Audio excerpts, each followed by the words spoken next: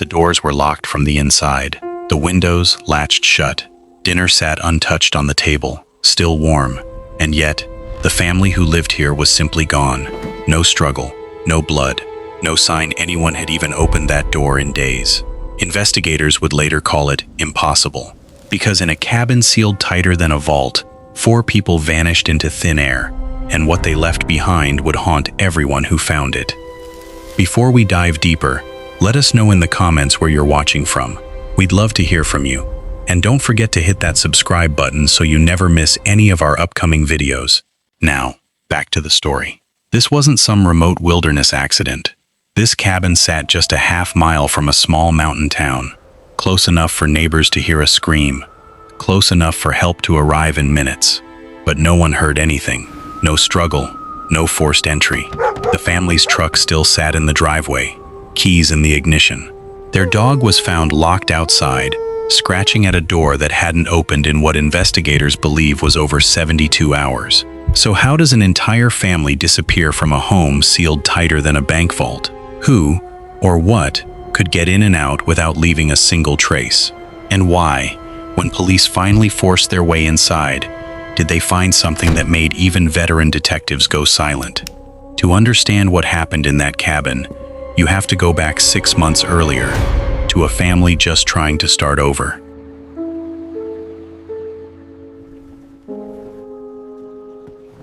Daniel Halloway was 42 years old, a former construction foreman who'd lost his job when the company folded. His wife, Rebecca, taught piano lessons from home, the kind of woman who remembered everyone's birthday and kept the porch light on for strangers. They had 2 kids, Emily, 16, quiet and sharp, always sketching in a notebook she never let anyone read, and Caleb, just 8, obsessed with insects and thunderstorms, the kind of kid who asked why until you ran out of answers. After Daniel lost his job, money got tight, really tight. So when Rebecca's late uncle left them an old hunting cabin tucked into the mountains outside a town called Pinecrest Hollow, it felt like a lifeline. Cheap living, fresh air, a chance to breathe. The neighbors remember them arriving that spring, a moving truck struggling up the gravel road, Caleb running ahead chasing fireflies, Emily hanging back, arms crossed, clearly unconvinced this was home. Rebecca would later tell a neighbor, half joking, "It's a little rustic, but it's ours." But almost immediately, there were whispers. An elderly local named Walt Grierson stopped by on their second week, ostensibly to welcome them, but really to ask if they knew the cabin's history. Daniel brushed him off. Small towns love their ghost stories, he figured. Every old building has one. Still, Walt mentioned something odd before he left. That cabin had changed hands 4 times in 30 years, and each family who lived there left faster than they arrived. No one ever said why. For the first few months, though, things seemed almost idyllic. Daniel found part-time work at a hardware store in town. Rebecca started teaching piano again to a couple of local kids. Emily, despite herself, started smiling more. There was a boy from town, Tyler, who'd bike up sometimes just to sit on their porch and talk. And Caleb had claimed the woods behind the cabin as his personal jungle, building forts, collecting bugs in mason jars, naming every tree like they were old friends. But Emily's sketchbook told a different story. Later, investigators would find pages filled with drawings of the cabin. Except in her drawings, the upstairs window was always open. Always. Even though her mother swore that window had been painted shut for years and hadn't budged since they moved in. Then there was the sound. Rebecca mentioned it to a friend in town just once. A soft scratching noise from inside the walls at night, like something pacing. She assumed mice. Daniel assumed raccoons. Caleb, however, told his second-grade teacher something stranger, that there was a man who lives in the cellar who doesn't like the lights on. Said a man lived in the cellar. Man lived in the cellar. His teacher laughed it off. Kids and their imaginations. By late autumn, the family had settled into a rhythm.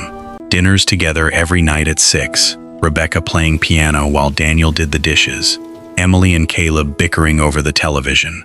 It looked, from the outside, like a family that had found its footing again. Which is exactly why what happened next made absolutely no sense to anyone who knew them. because on the night of November 14th, a Friday, the Halloway family sat down for dinner and were never seen again. Friday, November 14th started like any other day. Daniel clocked out of the hardware store at 5, picked up a six-pack and a bag of Caleb's favorite candy on the way home, the kind of small gesture that made him feel, for once, like a good provider again. Rebecca had spent the afternoon prepping a pot roast, the same recipe her mother used to make. Emily had come home from school in a good mood. Tyler had asked her to the winter dance, and for the first time in months, she'd actually smiled at her reflection in the hallway mirror. Caleb spent the last hour of daylight in the woods, adding to his fort, before Rebecca called him in for dinner. By 6 o'clock, all four of them were seated at the table. We know this because of the security camera Daniel had installed on the porch just 2 weeks earlier, a cheap motion-activated model he'd bought after Rebecca kept hearing noises at night. That camera would become the single most important piece of evidence in the entire case, and also the most disturbing. The footage shows Daniel closing the front curtains at 6:04 p.m. Standard, normal. A porch light flickers on automatically as dusk settles in. Then, at 6:47 p.m., the camera captures something odd. The porch light flickers, dims, then goes out completely, even though the bulb was replaced only days before. Investigators later found no electrical fault, no storm, no wind. It simply turned off. At 7:12 p.m., the motion sensor triggers again, but this time, there's no obvious cause. No wind moving branches, no animal crossing the frame, just the camera waking up, recording 11 seconds of an empty, silent porch, before shutting off again. Then, silence. For nearly 9 hours, the camera captures nothing. No motion, no lights, no sound of a car, a footstep, a door. At 4:23 a.m., the camera activates one final time. This is the clip investigators would replay hundreds of times, frame by frame, and still never fully explain. Because for just 3 seconds, the porch light flickers back on, and in that brief window, the camera catches the front door of the cabin standing wide open. Not forced, not broken. Just open, with darkness pooling inside like something had been waiting just past the threshold. No one steps out. No one steps in. The light dies again, and the footage ends. The next morning, a neighbor named Sandra Pierce noticed something wrong when she drove past around 9 a.m. The Halloway's dog, a golden retriever named Biscuit, was outside, scratching frantically at the front door, whining, clearly distressed. That was strange enough on its own. Biscuit was always kept indoors overnight, especially in the cold. Sandra knocked. No answer. She tried the door. Locked. She peered through the window and saw the dinner table. Plates still set, food untouched, a candle burned down to almost nothing. Something about the stillness of it made her skin crawl. She called the police at 9:41 a.m. When Officer Marcus Reyes arrived 20 minutes later, he found the front door locked from the inside, a deadbolt, engaged, requiring a key to open even from within. The back door was the same. Every window on the ground floor was latched shut from the interior. It was, in his own words later given to investigators, like the house had sealed itself. Reyes had to force entry through a side window, and what he found inside would haunt him for the rest of his career.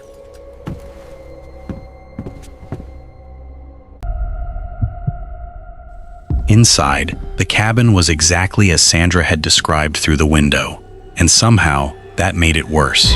The dinner table was set for 4. Pot roast, mashed potatoes, green beans, all gone cold, untouched except for a few bites on Caleb's plate. Rebecca's chair was pushed back at an angle, as if she'd stood quickly. Daniel's beer sat open on the counter, barely touched. There was no sign of forced struggle, no overturned furniture, no blood. It looked less like a crime scene and more like 4 people had simply stood up mid-meal and walked out of existence. Upstairs, things got stranger. In Emily's room, her sketchbook lay open on the bed, to a fresh page investigators hadn't seen before. It showed the same cabin, the same upstairs window drawn open, but this time, there was a figure standing in the window frame, a rough, faceless silhouette. Emily's parents told police she'd never drawn a person in any of her cabin sketches before that night. In Caleb's room, his collection of mason jars sat lined up on the windowsill, every single lid unscrewed, every insect gone. Investigators found no dead bugs, no signs of decay. The jars were simply empty, lids neatly stacked beside them. And in the master bedroom, police found something that would leak to the press within days and turn this into a national story. Scratched into the underside of the bed frame, in what forensic analysts confirmed was Rebecca's handwriting, were 7 words. The cellar door was never locked, but there was no cellar. Not according to any blueprint on file with the county. Not according to Rebecca's late uncle's original permit records. As far as official documentation was concerned, this cabin had no basement at all. Investigators spent the next 3 days combing every inch of the property. Cadaver dogs were brought in. Search helicopters swept the surrounding mountainside. The FBI got involved by day 2, given the total absence of any physical evidence explaining how 4 people could vanish from a sealed structure. Daniel's truck never moved. Cell phone pings from all 4 family members went dead at exactly 6:52 p.m. on November 14th, 5 minutes after that porch light first flickered out, and never activated again. No ransom note, no suspect, no motive.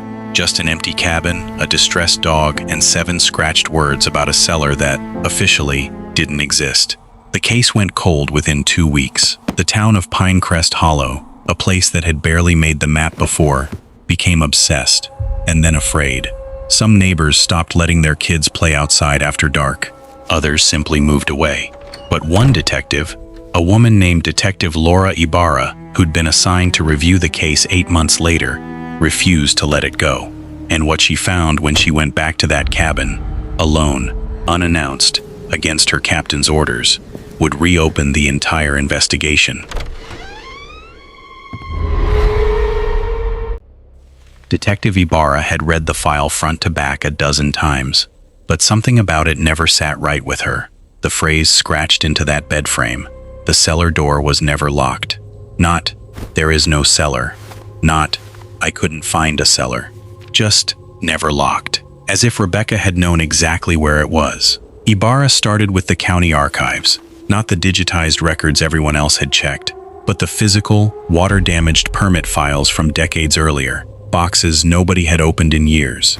And there, buried in paperwork from 30 years prior, she found something the official blueprints didn't show. An amendment. A hand-filed addition permit for a root cellar, approved in 1994, filed by the cabin's original owner, a man named Elias Corbin. Corbin had lived there alone for nearly a decade before selling the property. Neighbors from that era, the few Ibarra could still track down, remembered him as reclusive, paranoid, prone to boarding up windows for reasons no one understood. One elderly resident recalled Corbin telling her, once, that he'd built somewhere safe beneath the house, somewhere no one could get to him at night. Corbin had died in 2011, but the cellar he built, it had never been demolished. It had simply been sealed, boarded over, plastered above, hidden beneath what everyone assumed for 30 years was solid foundation. Every family that lived in that cabin after Corbin, going back 3 separate owners, had reported the same things before moving out early. Scratching in the walls, cold spots, a feeling of being watched. Every single one had left within 18 months, and every single one, when interviewed decades later by Ibarra, mentioned an unshakable specific detail, a sound, late at night, that reminded them of someone pacing directly beneath the floorboards, in a house with no basement. Ibarra brought in a structural engineer with ground-penetrating radar. What they found stopped the investigation cold. A hollow space beneath the living room floor, roughly 8 feet by 10, accessible only through a hatch concealed under decades-old flooring that had been deliberately relaid to hide it. When they finally broke through, the smell hit first, then the light. Deep beneath the Halloway family's cabin was a windowless room, reinforced with old timber support beams, containing a rusted cot, shelves of decades-expired canned food, and etched into every single wall, floor to ceiling, the same phrase, carved over and over, in dozens of different handwriting styles, spanning what forensic analysts believed was 30 years. They come when the light goes out. And in the corner of that hidden room, investigators found something that made even Detective Ibarra step back. 4 sets of fresh footprints in the dust, leading toward the far wall, and then stopping, as if whoever made them had simply stopped existing mid-step.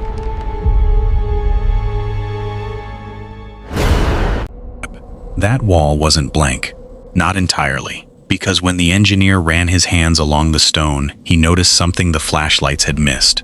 A seam, too straight to be natural. A second hatch, this one sealed with old mortar, hidden in plain sight for who knows how long. It took nearly 2 hours to break through.